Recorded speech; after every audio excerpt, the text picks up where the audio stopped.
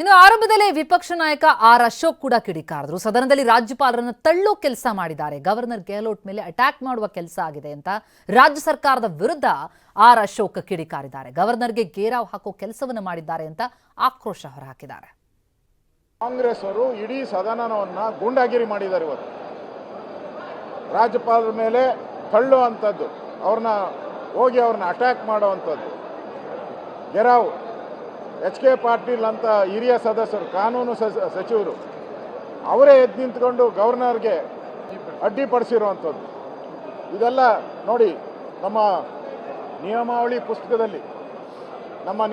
ಪುಸ್ತಕ ಪೇಜ್ 13ರಲ್ಲಿ 27ನೇ ಕಲಮಲ್ಲಿ ಸ್ಪಷ್ಟವಾಗಿದೆ.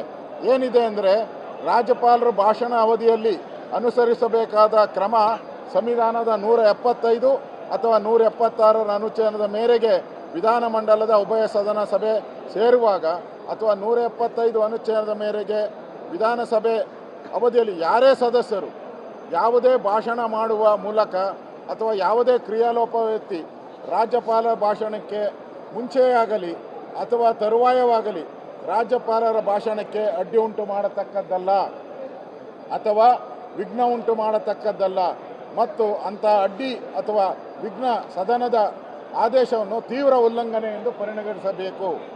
ವಿಧಾನಸಭೆಯ ಮುಂದಿನ ಉಪವೇಶದಲ್ಲಿ ವಿಧಾನಸಭಾಧ್ಯಕ್ಷರು ಈ ಬಗ್ಗೆ ವ್ಯವಹರಿಸತಕ್ಕದ್ದು. ಅಂದರೆ ಇಷ್ಟು ಜನದ ಮೇಲೆ ವಿಧಾನಸಭಾಧ್ಯಕ್ಷರು ಅವ್ರ ಮೇಲೆ ಕ್ರಮ ತೆಗೆದುಕೊಳ್ಬೇಕು, ಅವ್ರನ್ನ ಸದನದಿಂದ ಹೊರಗಡೆ ಹಾಕಬೇಕು. ಯಾರ್ಯಾರು ಸದಸ್ಯರು ಅಡ್ಡಿಪಡಿಸಿದ್ದಾರೆ, ಸ್ವತಃ ಲಾ ಮಿನಿಸ್ಟ್ರು ಅಡ್ಡಿಪಡಿಸಿದ್ದಾರೆ, ಇವ್ರನ್ನೆಲ್ಲರೂ ಕೂಡ ಸದನ ಶಿಕ್ಷೆಗೆ ಒಳಪಡಿಸಬೇಕು, ಅವ್ರನ್ನ ಸದನದಿಂದ ಹೊರಗೆ ಹಾಕಬೇಕು ಅಂತೇಳಿ. ಇನ್ನು ಸದನದ ಒಳಗೆ ಯುಟಿ ಖಾದರ್ಗೆ ಲಿಖಿತ ದೂರನ್ನ ಸಲ್ಲಿಸಿತು ವಿಪಕ್ಷ. ರಾಜ್ಯಪಾಲರಿಗೆ ಅಗೌರವ ತೋರಿದವರ ವಿರುದ್ಧ ಕ್ರಮಕ್ಕೆ ಆಗ್ರಹಿಸಿ ದೂರನ್ನ ಕೊಡಲಾಗಿದೆ. ಅಗೌರವ ತೋರಿದಂತಹ ಶಾಸಕರು ಎಂಎಲ್ಸಿಗಳ ವಿರುದ್ಧ ಬಿಜೆಪಿ ದೂರು ಕೊಟ್ಟಿರುವುದು. ವಿಪಕ್ಷ ನಾಯಕ ಆರ್ ಅಶೋಕ್ ಅವರ ನೇತೃತ್ವದಲ್ಲಿ ಸ್ಪೀಕರ್ ಬಳಿ ಮನವಿ ಪತ್ರ ಸಲ್ಲಿಕೆಯಾಗಿದೆ. ಸ್ಪೀಕರ್ ಕಚೇರಿಗೆ ತೆರಳಿ ದೂರನ್ನ ಸಲ್ಲಿಸಿದ್ರು. ರಾಜ್ಯಪಾಲರನ್ನ ಅಡ್ಡಗಟ್ಟಿ ತಳ್ಳಾಡಿ ನೂಕುನುಗ್ಗಲು ಉಂಟು ಮಾಡಿ ರಾಜ್ಯಪಾಲರಿಗೆ ಅಗೌರವ ತೋರಲಾಗಿದೆ. ಆ ಅಗೌರವ ತೋರಿದವರ ವಿರುದ್ಧ ಕ್ರಮ ಆಗಬೇಕು ಅನ್ನುವಂಥದ್ದು ವಿಪಕ್ಷದ ಒತ್ತಾಯ.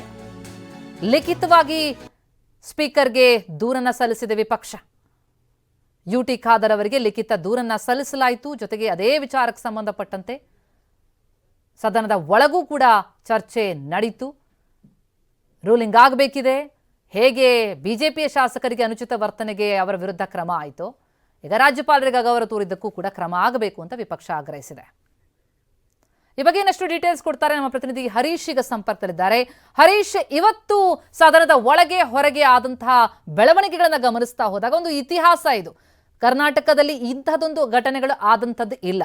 ಆ ಹಿನ್ನೆಲೆಯಲ್ಲಿ ಗಮನಿಸ್ತಾ ಹೋದಾಗ ಮುಂದೆ ನಡಿಬೇಕಾದಂಥದ್ದು ಅಂದ್ರೆ, ಈಗ ವಿಪಕ್ಷ ಆಗ್ರಹಿಸ್ತಾ ಇರೋದೇನು, ಈಗ ಅಲ್ಲಿ ಪ್ರಮುಖವಾಗಿ ರಾಜ್ಯಪಾಲರಿಗೆ ಅವಮಾನ ಆಗಿದೆ ಅಂತ, ಅವಮಾನ ಮಾಡಿದಂಥ ಶಾಸಕರ ವಿರುದ್ಧ ಕ್ರಮ ಆಗಬೇಕು ಅಂತ ಹೇಳಿ. ಆದರೆ ರಾಜ್ಯಪಾಲರೇ ವಿಧಿಯನ್ನ ಪಾಲಿಸಿಲ್ಲ ಅನ್ನುವಂಥದ್ದು ರಾಜ್ಯ ಸರ್ಕಾರದ ಕಾಂಗ್ರೆಸ್ನ ವಾದ ಆಗಿರುವಂಥದ್ದು. ಈ ವಾದ ಪ್ರತಿವಾದ ಗಮನಿಸ್ತಾ ಹೋದಾಗ ಮುಂದೆ ಒಂದು ದೊಡ್ಡ ಜಟಾಪಟಿ ಕಾದಿದೆ ಅನ್ನೋದ್ರಲ್ಲಿ ಸಂಶಯ ಇಲ್ಲ ಅನ್ಸುತ್ತೆ ಅಲ್ವಾ?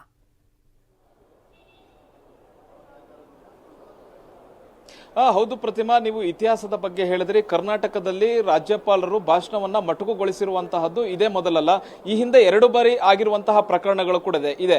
2011ರಲ್ಲಿ ಹಂಸರಾಜ್ ಭಾರದ್ವಾಜ್ ಅವರು ರಾಜ್ಯಪಾಲರಾಗಿದ್ದಂತಹ ಸಂದರ್ಭದಲ್ಲಿ ಕೂಡ ಇದೇ ರೀತಿಯಾಗಿತ್ತು. ಬಿಜೆಪಿ ನಾಯಕರು ಪ್ರತಿಭಟನೆ ಮಾಡಿದಂತಹ ಸಂದರ್ಭದಲ್ಲಿ ಮೊದಲ ಹಾಗೂ ಕೊನೆಯ ಪ್ಯಾರೆಗಳನ್ನ ಮಾತ್ರ ಓದಿದಂತಹ ಹಂಸರಾಜ್ ಭಾರದ್ವಾಜ್ ಅವರು ಭಾಷಣವನ್ನ ಮೊಟಕುಗೊಳಿಸಿ ಹೋಗಿದ್ರು. ಸಂಪೂರ್ಣ ಭಾಷಣವನ್ನ ಓದಿದೆ ಅನ್ನುವಂಥ ತಿಳಿದುಕೊಳ್ಳುವಂಥದ್ದು ಅನ್ನುವಂಥದ್ದನ್ನು ಹೇಳಿ ಭಾಷಣವನ್ನ ಮೊಟಕುಗೊಳಿಸಿ ಹೋಗಿದ್ರು. ಅದನಂತರ 2019ರಲ್ಲೂ ಕೂಡ ವಜುಭಾಯಿ ರೂಢಭಾಯಿ ವಾಲಾ ಅವರು ಕೂಡ ಭಾಷಣವನ್ನ ಮಾಡುವಂತಹ ಸಂದರ್ಭದಲ್ಲಿ, ಪ್ರೊಟೆಸ್ಟ್ ಆದಂತಹ ಸಂದರ್ಭದಲ್ಲಿ ಅವರು ಕೂಡ ಭಾಷಣವನ್ನ ಮೊಟಕುಗೊಳಿಸಿ ಹೋಗಿದ್ರು. ಆದ್ರೆ ಈ ರೀತಿಯಾದಂತಹ ದೊಡ್ಡ ಹೈಡ್ರಾಮಾ ಆಗಿರಲಿಲ್ಲ. ಇವತ್ತು ತಾವರ್ಚಂದ್ ಗೆಹ್ಲೋಟ್ ಅವರು ಕೂಡ ಭಾಷಣವನ್ನ ಸ್ವಲ್ಪ ಮಾತ್ರ ಓದಿ ಸಂಪೂರ್ಣ ಭಾಷಣವನ್ನ ಓದದೆ ಹೋಗಿರುವಂತಹದ್ದು ಇದು ಈಗ ಸಂಘರ್ಷಕ್ಕೆ ಕಾರಣ ಆಗಿರುವಂತಹದ್ದು.